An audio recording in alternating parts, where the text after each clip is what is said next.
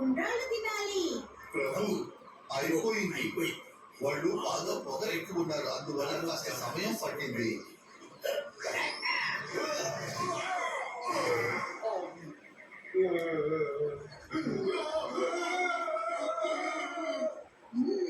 త్వరగా రండి, అమ్మ ఎన్నో ఉండ్రాళ్ళు చేసి ఉంచుతారు.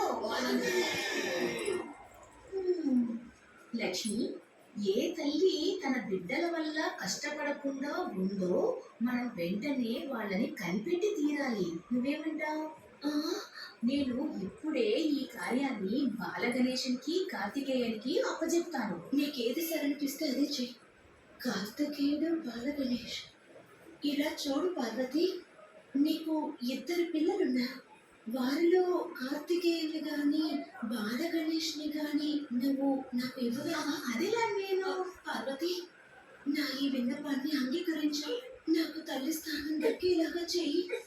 లక్ష్మి, నువ్వు ఇది చాలా సులభం అనుకుంటున్నావు, కానీ అది అంత సులభమైనదేం కాదు. నా బిడ్డ కార్తికేయునికి 6 ముఖాలు, అందువల్ల తను 6 నోళ్ల నుంచి తింటాడు. తన కోసం నువ్వు వంట చేసి బాగా అలసిపోతావు. వద్దు. అయితే నువ్వు బాలగణేష్ని ఇచ్చే.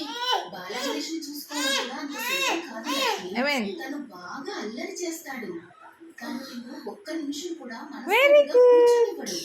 తల్లి చూసుకోవడం కూడా కాదు లక్ష్మి. ఒకవేళ నీ బాలగణేష్ అందరినీ నేను సహించగలను అని చెప్తే అప్పుడు